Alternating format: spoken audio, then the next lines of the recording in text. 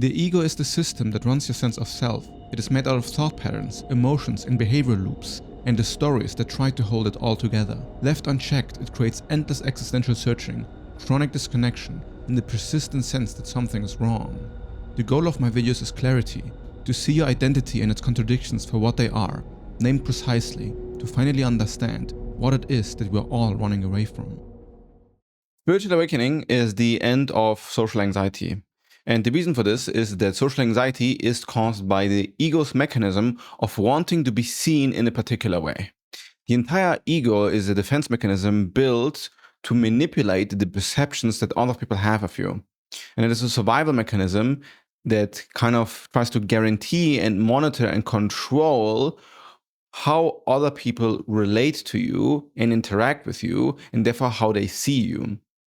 And this is where the sense of inauthenticity comes in, because instead of being yourself, you're actually scared for your own survival. So you are not being yourself, you're being inauthentic to try to deliver a certain kind of aesthetic or like a certain vibe so that people will treat you nicely, so that they will like you, so that they will love you, so you get the validation you want from them. But this most of the time doesn't really work because first of all, they're not actually validating you. They're validating a facade of you. And underneath this facade, you actually notice your own insecurity all the time. And the only insecurity that you're noticing all the time is the one that you feel at the end of the day. So even though they might not actually notice it and they think you're a normal person, as long as you feel insecure because you are trying to manage how you're being perceived, you're not actually being authentic and you'll always feel socially anxious. So the anxiety is kind of like a learned system that tells you that you're unsafe being around people because something about rejection and being disliked or being disagreed with makes you feel like something is like wrong about your environment and therefore about yourself. And in some way, people learn how to manage their social anxiety by actually engaging with it, in the sense that part of the social anxiety mechanism is keeping it alive and almost like wanting to keep it alive. Because the moment you stop having these social anxious thoughts, then you're actually feeling under threat. So in a way, you feel safe as long as you feel anxious. And the moment the anxiousness drops completely, then you're actually feeling safe and you're actually in a safe spot. But the movements towards actually feeling calm and safe feels like an increase in social anxiety because you're letting go of the mechanism that tells you you are not safe. Now, how does this relate to spiritual awakening? Well, everything, everything relates to this in spiritual awakening because first of all, when you understand what the ego is, you first see yourself for how you really are and how much you manipulate other people, how much you are dishonest to other people, and not just because you want to, but because it's like almost you cannot help yourself. It kind of happens automatically. Despite you trying to be sincere or trying to be authentic, there are like certain patterns that you haven't not come to terms with within yourself, and then you kind of try to play around these truths when you talk to other people. And oftentimes people don't do this consciously. Like this is just such a learned way of behaving when they talk to others that this kind of just becomes standardized. And then sometimes you also think that this is how you should behave because society encourages this type of behavior. Like it is very, very common for like social groups to kind of let people fall into their archetypes. And then if you move outside your archetype, you're actually being kind of offensive and maybe even annoying, or you risk alienating the group. And in order to not let this happen, you kind of fall into your archetype or in like the way people view you and then don't challenge that. And then challenging that shifts your identity and creates like this rift in how you're being perceived because you're actually changing who you are. And this is scary. And therefore, just doing small little things like maybe cracking a joke that you normally wouldn't crack, or selling your opinion that you normally wouldn't say, or actually being confrontational or setting your own boundaries in a way that you never would, is actually a huge progress. Because just doing it once when you've done it never shifts the entire like nervous system and tells you, okay, so I can actually do this. And the entire path towards self-understanding, existential peace, and spiritual enlightenment at the end of the day is dissolving all of the parts of you that are shameful about yourself, or the perception that you have about yourself that you are ashamed of. And shame is very meta, because shame has the function of denying itself. So if you are ashamed, then it is likely that the shame is not something that you can look at directly. Like, shame is one of those emotions that have such a good polarity force to blind you to what is actually going on. And then especially if you have lived with the shame for a long time and built a ton of like sort of imagery, like a sort of vibe to mask that shame, because you're so scared of being awkward around people, then there might be things that are blocking your sincere expression. Like, I know people who are extremely charismatic, and I think they have so much like vibes going for them. Like, if you look at them, they seem like they really have found themselves, and they have like a clear identity in the way they dress and the way they talk. They like have like a cool aura. And then if you get to know them a bit better, you notice that the entire coolness is just really learned in order to avoid ever feeling cringe. Because this feeling of being like unwelcomed in a group or being cringe is so strong that the entire personality that now from the outside looks like, wow, this is like a really cool, authentic person, at least in the way they like look superficially, completely eradicates the view that the person has of themselves of being like maybe cringe, like being kind of awkward. And then it requires noticing where within yourself you cannot actually make this rift happen. Like, you suddenly are in a social dynamic, and then maybe you don't say anything, and you're just kind of the cool guy, I guess, and you don't do much and just are present, and then people like you just because you listen. And then you have like kind of this persona of never showing your emotions and having like a certain way of you. And then and the problem then is that people start to like you for this persona. And underneath this persona, you'll always know deep down that it is not really how you feel, that there's something that you are ashamed of, that you are so scared that you have tucked it away light years from where you're actually at. And then this expresses as either social anxiety or emotional numbness, which is kind of like the other side of the coin, right? Instead of being like super nervous about it, you kind of block out all emotions, and you're not really present. Like, you're not feel what is going on in the moment. You're not connecting and engaging with the person, but preoccupied with your own numbness or lack of emotion or anxiety. And this is also kind of the problem with like people pleasing, right? You actually agree with people all the time in order to ease your own anxieties.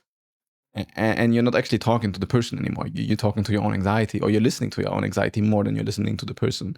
And this happens a lot also in like couple dynamics and family dynamics, or like deep friendships where one person always listens, the other person always talks, and you notice you cannot break this dynamic, because breaking this dynamic would reveal how much discomfort and resentment and dislike you've actually built up, and this would make you extremely unattractive. It would make you cause friction in the relationship, and it would test, would it actually survive this sort of friction? And this is true in any sort of social situation you find yourself in. Would your authentic self make it so that the people around you are delighted by your presence, or would they be scared? And there's a good chance that they would be scared. And then you understand this intuitively, and therefore try to protect yourself from this rejection and this possible break. And therefore you kind of numb your emotions out, or they break through, and you have like this constant anxiety. Now, if you start to look at yourself honestly, and you see how your ego operates, then it starts to become impossible to actually like lie to yourself in this way. Like, it doesn't become possible for you to be inauthentic anymore, because your own emotions grab you. So instead of having this like anxiety that kind of is there, that makes you feel like you cannot engage fully as yourself, or you want to kind of not be in social situations, you kind of have to lean into the anxiety and let the anxiety express what it wants to express, which might be actually pretty awkward, or might be quite confrontational, or might set a lot of boundaries. But when you do this, you understand the mechanism for how it actually functions within you, and you see that it is actually not that bad. Like, it doesn't need to be that bad if you enter this space willingly. And all what the metacognition of spiritual insight really is to look at yourself, and especially the parts that you don't want to look at, that you think that you are done with, or that are in your past, or the stuff that, are just uncomfortable to look at. And all of meditation, all of psychedelics, all of shamanic practices, they basically force you to experience yourself more fully. And in a way, anxiety is kind of like a signal that tells you that something needs to be explored, and that you want to put your attention on this place. But instead of doing so, you're trying to kind of manage the anxiety by exteriorizing kind of certain reactions. And then instead of looking internally what is causing these feelings that you have, you're trying to manage them by the external perception of other people, which is the entire mechanism that keeps the anxiety alive. And it's not just that keeps the anxiety alive, it is the entire mechanism that keeps the ego alive.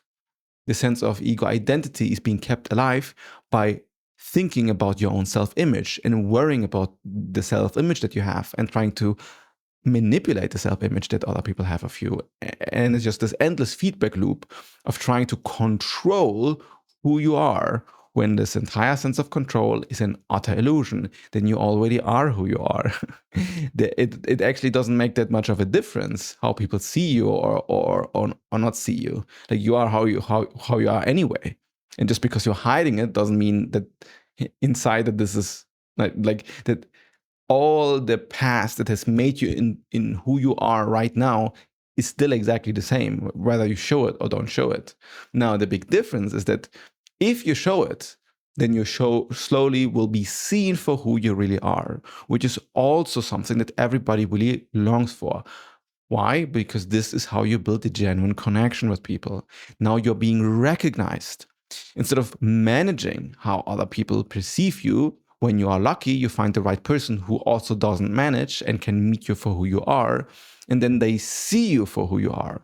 And then it's not about an opinion, it's not about the same interest, it's not about the same way of thinking. You just look at the person. The person is not trying to act in a way to manipulate you or to be like seen as prestigious or like valuable or whatever. But yeah, of course, everybody has their boundaries, and you have your own boundaries. It doesn't mean to share everything. Like, you just stop bullshitting, right? That's really what it is. You stop bullshitting, especially yourself. And then you get met and find the connection that you're actually deeply looking for, which is the entire system that the anxiety is also afraid of.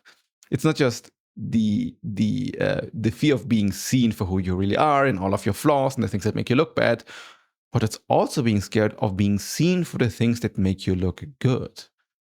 Stuff that people love about you. Because on a deeper level, you're actually scared of your own self-love. Now, this might seem extremely counterintuitive if your entire mind is programmed right now to berate you for not being good enough. But in a way, love is very scary.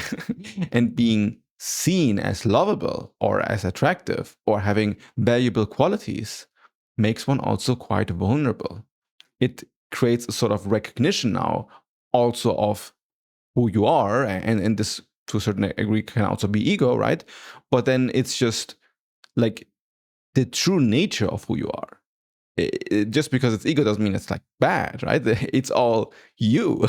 There's not really the distinction between good and bad. It's just you. Just some things are being judged as good and bad. And I mean, it's not that the judgments doesn't need to have any merit, right? Like, if you behave like a dipshit and are rude and cruel to people, then for all intents and purposes, it is bad and can be judged, at least in a practical sense. But most of the time, I would say almost all judgments in social situations are all ego programming, and they are like projections about one's own like insecurities and values. And if you are truly sovereign and you found the peace inside of you, you found the authentic nature of yourself and how your ego functions, then slowly but surely you'll see that all judgment was kind of a sort of ego delusion sickness, because there always is just what is. And even though on a relative level, you might have to judge people in order to kind of correct behavior or move culture into a certain direction.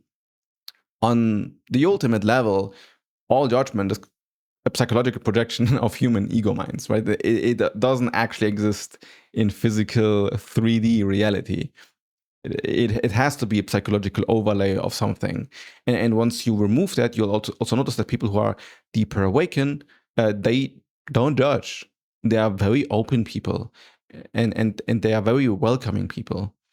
And it's because they understand that everybody has their own journey, everybody has their own past, their own conditionings, and it doesn't really make sense to come from a judgmental place. And judgment also doesn't give the results that you oftentimes wish it had. Like, even if some people act bad in society, to correct them also isn't to judge them in like this insulting type of way. It actually has the opposite effect. You want to help them understand the consequences of their own behavior and the effect that it has on other people, and make them understand that this effect is real. And of course, some people, they just don't care. They're just cruel because they have their own conditionings that makes them be cruel. And then if you find these type of people in your life, distance yourself from them, put your own boundaries in place. This is then where your authenticity starts, is to say, don't treat me this way or I leave. And if I can't leave because, yeah, you're kind of part of my work environment or whatever, I just interact with you as at the least amount possible. And then to follow through with it, because if you don't follow through with it, people will not respect your boundaries, or they'll think that, yeah, he's just saying this, and then at the end he comes crawling back, which is typical also with like going back to ex dynamics, right? Like you have broken up 5 times already and you're back again. And now, like, every time you're trying to break up, nobody trusts that the other person is going to follow through, and it's a pretty toxic loop. So standing by your own voice is very, very powerful. And it will also give you the confidence to know that you love yourself enough to put yourself first instead of trying to please others so that you can be liked. But the most important thing is that you like yourself and that you can feel sovereign within yourself. And this aspect, like the social dynamic aspect, is a core component of what all of this psychological, philosophical, spiritual, God psychology talk in all of my videos also relates deeply with. It relates a lot with emotional intelligence and social intelligence, because the ego is exactly that which obstructs clear seeing in the space.